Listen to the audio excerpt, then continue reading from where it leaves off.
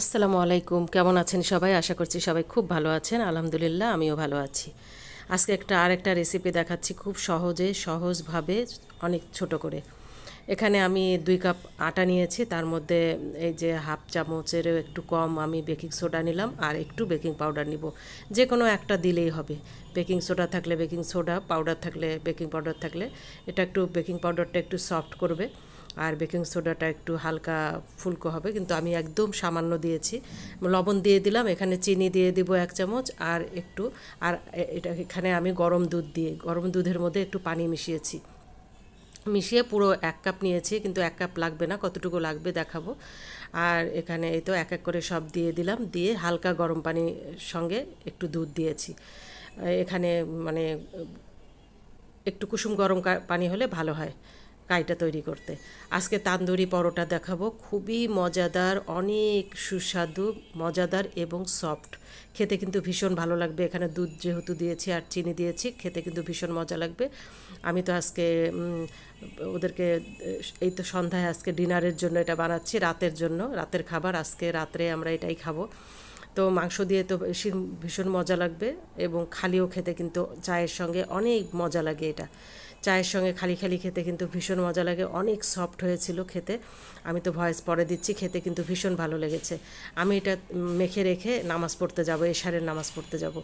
এশারের নামাজ আজান দিয়ে দিয়েছে, এখন তাড়াতাড়ি একটু নামাজটা পড়ার চেষ্টা করি। আজানের পরে নামাজটা না পড়লে না অলসতা হয়ে যায়। তো আমি এটা ঢেকে রেখে নামাজ পড়তে গিয়েছিলাম। ওখান থেকে এসে রাত্রের খাবার যেহেতু একটু 8টার পরেই খাওয়া দিই, আজকে একটু তাড়াতাড়ি দিব, 9টা সাড়ে 9টা 9টার দিকে আমি নামাজ পড়ে এসে বানানো শুরু করে দিয়েছি। এখানে 5-6টা হবে। আর এখানে ওর আব্বু ভাত খায়, তারপরেও ওর আব্বু হয়তো বা 1টা বা 2টা খেতে পারে, কেননা সে ভাত না খেলে তার রাতে হয় না। কিন্তু আমাদের কিন্তু ভাত না হলেও চলে, আমরা রাতে এটাই খেয়ে ফেলবো। আর এত সুস্বাদু হয়েছে, ওর আব্বু লোভ সামলাতে পারেনি, বলে যে দাও আমিও খাবো। তো আমি এই তো ভালো করে অনেক কিছুক্ষণ রেখেছিলাম রেস্টে, নামাজ পড়া পর্যন্ত। তারপরে এসে আমি এখানে গোলা তৈরি করে বানাবো। তো এই তো বানানো শুরু করে দিয়েছি। আপনারা দেখে একটা লাইক, ফটাফট একটা লাইক দিয়ে দিবেন, আর আমার ভিডিওটা ভালো করে শেয়ার দিয়ে দিবেন, তাহলে আমি ভীষণ খুশি হব। আর এই যে করছি এখানে, তো গোল গোল করে নিতেছি, নিয়ে একটু ডিজাইন করার চেষ্টা করেছিলাম। তো 2-1টা পরোটার মধ্যে ডিজাইন করেছি, আর না করলেও চলবে, এটা একটু সফট, প্রচুর মানে অনেক সফট হয়, খুবই মজার হয়। তো আমি এগুলি গোল গোল করে বেলে নিব। বেলে নিলে বেলে বেলে নিয়ে তারপরে আমি ওগুলো শেখবো এক এক করে। তো একটা কাহিনী বলি, আমাদের বাসায় আমার ছেলে যখন ছোট ছিল, মানে তখন আমার বাসায় একটা গ্রাম থেকে একটা কাজের মেয়ে নিয়ে এসেছিলো। তো কাজের মেয়ে নিয়ে আসার পর ও করছিল কি, ওর হলো হঠাৎ একদিন, 10 দিন হয়ে গেছে, 10 দিনের মাথায় একদিন ওর হঠাৎ করে আমি সকালের দিকে আমার বড় ছেলেকে স্কুলে আনতে যাব, ওকে বললাম যে তুমি বাসায় থাকো, আমি একটু স্কুল থেকে ওকে নিয়ে আসি। তখন তো আমার ছেলেকে নিয়ে স্কুলে যাতায়াত করতাম সব সময়, নিয়ে আসতাম, দিয়ে চলে আসতাম বাসায়, আবার গিয়ে নিয়ে আসতাম। আর আব্বু তো অফিসে থাকতো, তার ছোট ছেলেকে ও দেখতো।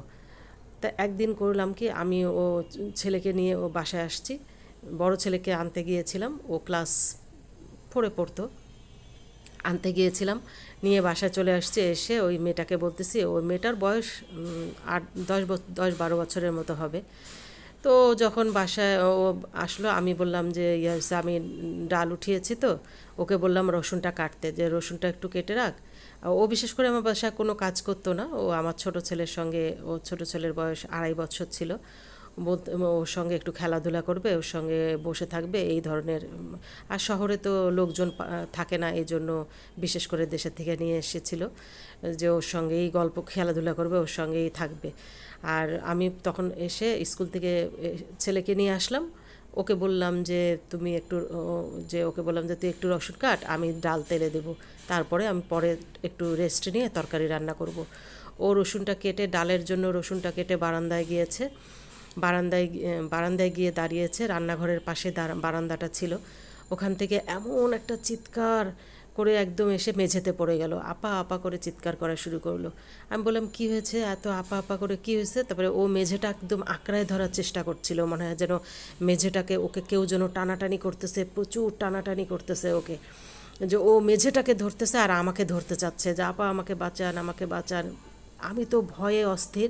আমার ছেলে দুটোকে ঘরের মধ্যে রেখে আমি এখন কি করব, তখন দৌড়ে গিয়ে আমি পাশের বাড়ি থেকে, আমার বৌদি ছিল, আমার মানে বৌদি থাকতো, বৌদিকে ডাক দিয়ে নিয়ে আসলাম যে বৌদি আমাদের বাসার কাজের মেয়েটা যেন কেমন করছে, ও বলতেছে বাঁচান, অথচ কেউ নাই বাসায়, ওকে কাকে বলতেছে বাঁচান বাঁচান। আর সেই সময় আমারও বয়স কম ছিল, আমি বুঝতে পারিনি, আমার ভীষণ ভয় লাগছিল।